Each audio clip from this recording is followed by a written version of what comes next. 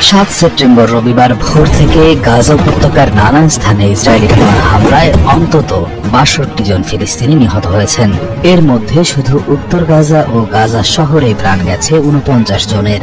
গাজা শহরের একটি স্কুলে হামলা বিশেষভাবে মর্মান্তিক ছিল, কারণ সেই স্কুলে যুদ্ধ বিধ্বস্ত মানুষ আশ্রয় নিয়েছিলেন। সেখানে 4 জন নারী ও 4 জন শিশু নিহত হয়েছেন।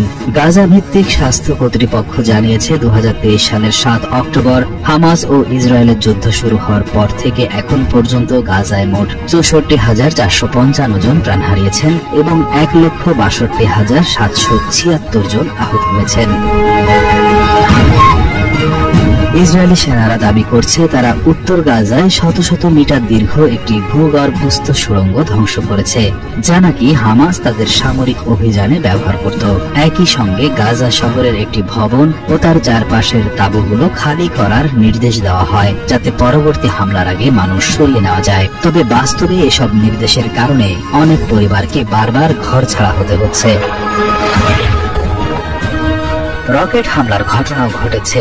রবিবার গাজা শহর থেকে ইসরায়েলের দক্ষিণাঞ্চলে 2টি রকেট নিক্ষেপ করা হয়। এর মধ্যে একটি ইসরায়েলের প্রতিরক্ষা ব্যবস্থা আটকাতে সক্ষম হয়, অন্যটি খালি মাঠে পড়ে গিয়ে কোনো হতাহতের ঘটনা ঘটেনি। ফিলিস্তিনি সশস্ত্র গোষ্ঠী ইসলামিক জিহাদ এই হামলার দায় স্বীকার করেছে এবং জানিয়েছে তারা ইসরায়েলের নেটিভট শহরকে লক্ষ্যবস্তু করেছিল।